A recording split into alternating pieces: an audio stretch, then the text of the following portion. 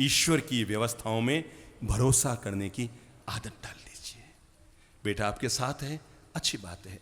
जुदा हो गया, अब उसको लेकर के ज़्यादा बुद्धि मत लगाओ कि मेरे बेटा यूं क्यों गया। ठीक है, जब तक जिसके साथ आपके संयोगिक संबंध थे तब तक वो आपके साथ था, और जिस दिन संयोग टूट गया उसने अपना नया रास्ता माप लिया। तुम्हारा इस व्यक्ति के साथ, इस महिला के साथ, इस बहन के साथ, इस भाई के साथ, इस संतान के साथ, इस बहू के साथ इतने ही योग थे। जब तक योग थे तब तक साथ चल रहा था। हर जीव अपना अपना लेनिया देनिया पूरा करने के लिए धरती पर आता है।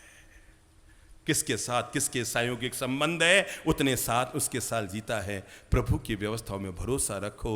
अरे मेरे भाई, उसकी व्यवस्थाएं बड़ी तकड़ी है। हम जब जयपुर में थे, हताश निराश बने हुए एक पति पत्नी, प्रौढ़ उम्र के पति पत्नी हमारे पास आए थे। आकर कहा, बाप जी हमारे बेटे ने लव मैरिज की, आगे बढ़ो। लव मैरिज करके घर में आ गया। हमने अपना दिल बड़ा रखा, हमने बहू को स्वीकार कर लिया। हालांकि हमारे कुल जाति की नहीं थी, पर बेटी की खुशी के लिए हमने उसको स्वीकार कर लिया। पर बाप जो इतनी लड़ाकू, इतनी तेज, इतनी गुस्सैल, 3-4 दिन में तो अपने हमारे बेटे को लेकर घर ही उसने, 1 सप्ताह भी पूरा नहीं बीता हमारे घर में, और वो नए घर में चली गई। बाप जी उसने किराए का मकान ले लिया। हम तो दोनों खाली के खाली रह गए। बाप जी अकेले के अकेले रह गए।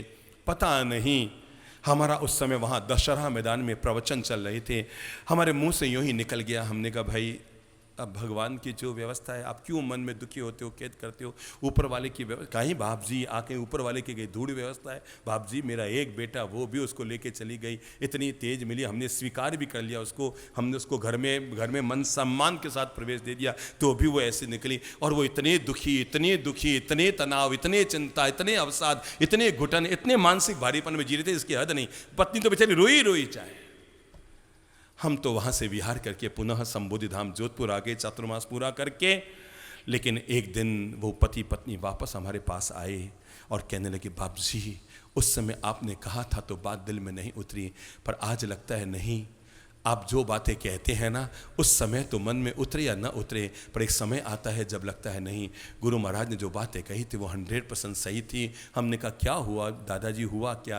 कि बाप जी कहीं बतावा, वो अलग हो गए। वो इतनी तेज लड़ाकू, इतनी तेज बाप जी, उसका पारा इतना गर्म होता था, क्या बताएं हम। हमारा बेटा भी दुखी हो गया, और 2.5-3 महीने बाद तो हमारी उस बहू ने फांसी पे लटक कर आत्महत्या भी कर ली। बाप जी वो दुनिया से चली गई। भगवान की बड़ी मेहरबानी रही बाप जी, बड़ी मेहरबानी रही। अगर हमारे घर में उसने आत्महत्या की होती तो अब हम जेल में होते। वो पहले से अलग हो गई। कम से कम अब दोनों पति पत्नी तो बच ही गए। ऊपर वाले की व्यवस्थाएं बड़ी गजब की होती है।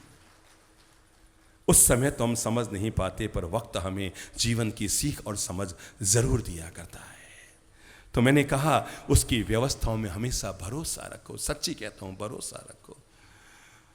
भूले बंद द्वार, खोजे खुले द्वार। वो 99 द्वार बंद करता है, पर एक द्वार जरूर खुला रखता है।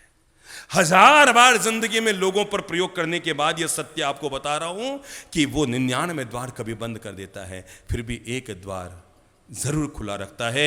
99 बंद द्वारों को देखना, इसी का नाम चिंता है। और खुले द्वार के लिए अपने कदम बढ़ाना, यही जीवन में सुख, शांति, अमन और चैन है।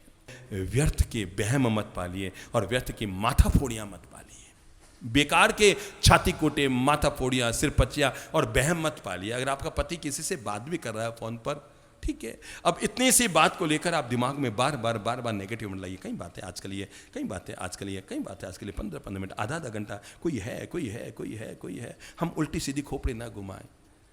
या तो उन पे भरोसा रखें और या अपने आप पर भरोसा रखें, क्योंकि मैंने जो चयन किया मेरा चयन गलत नहीं है। पत्नी भी अगर किसी से बात करी है, नेगेटिव बुद्धि मत लगाइए। अपनी बुद्धि को हमेशा पॉजिटिव रखिए। जरूरत पड़ने पर आपको टोकने का हक है, कहने का हक है, समझाने का हक है। अगर जीवन साथी ही अपने जीवन में साथ चलने वाले व्यक्ति अगर गलत राह पर जा रहा है, उसको न कहेगा तो कौन कहेगा। पर बेवजह बहम पाल कर अपने मन को दुखी करना, बात थोड़ी सी पुरानी है। एक आदिवासी आदमी अपने ही खेत में खेती के लिए हल जोत रहा था, और हल जोतते उसे एक चमकती हुई चीज मिली, जिसे आज हम कांच कहते हैं, आईना कहते हैं। पर उस समय लोग समझते नहीं थे ये आईना क्या है। वो आदिवासी आदमी समझ नहीं पाया, और उसने वो आईना खेत में से निकाला, हाथ में लगा, और जैसे उसने चेहरे के सामने लाया तो चौंक पड़ा, क्योंकि वो और कुछ नहीं, उसके ही पिता का फोटो था। क्या था? क्योंकि लोगों ने उसको बताया था तेरे पिता के भी ऐसी ही मूंछें थी, ऐसे ही बाल थे, ऐसे ही घुंघराले, ऐसे ही कान था, और हू बहू वही चेहरा किस में आया था? आईने में क्या आएगा? आदमी का खुद का चेहरा आएगा। ओ, लोग कहते भी है ना मेरा पिता बिल्कुल मेरे जैसे ही था, ये लगता है मेरे पिता का चित्र है। वो चित्र को लेकर घर पर आ गया और घर पर लाकर उसने अलमारी में वो चित्र पिता का रख दिया। किसी को घर में बताया नहीं कि लोग मेरी मजाक करेंगे, पापा का चित्र वहां कहां से मिला तुझे खेत में, लाकर उसने अलमारी में रख दिया। अब वो जब भी घर से बाहर निकलता पहले अलमारी खोलता, यूं करता, स्माइल लेता, निकल जाता रोज। पत्नी ने सोचा ये हो क्या रहा है? वहम आगे बढ़ रहे हैं, देखो ये हो क्या रहा है, ये रोज मेरा पति इस अलमारी को खोलता है, स्माइल लेता है, ताला बंद करके चाबी लगा के निकल जाता है। एक दिन संयोग की बात थी कि चाबी लगनी रह गई, चाबी वहीं रह गई। सोचो पत्नी ने क्या किया होगा। आदमी के एक नियम होता है, उसे जिस मौके की तलाश हो वो जैसे ही मिलेगा ना, भले वो कितना भी बड़ा पाप क्यों ना हो, पर आदमी उस मौके को पूरा करना चाहेगा। तो क्या किया होगा उस पत्नी ने? झट से अलमारी को खोला और सामने देखा क्या थी। अब बुद्धि लगाओ सामने क्या था? पिताजी चले गए, सामने अब कौन आ गई? ओ, तो मेरा पति इस चुड़ैल के चक्कर में है। अब पता लगा, वो हाथ में लेकर आई, हाँ, इसके चक्कर में है, ये मेरा पति इसके चक्कर में है, मेरा पति इसके। उस समय आईना होता नहीं था, मेरा पति इसके चक्कर में है, मेरा पति इसके चक्कर में है। वो गई अपनी सासू मां के पास और जाकर का देखो आपके बेटे के लक्षण कैसे कैसे उल्टे कर्म कर रहा है, किसके चक्कर में पड़ा है। उसकी सासू मां ने भी उस फोटो को हाथ में लिया और हाथ में लेकर कहा, उस कर्म फूटे को बोल, चक्कर में पड़ा है तो पड़ा, इस बुढ़िया के चक्कर में क्यों पड़ा है?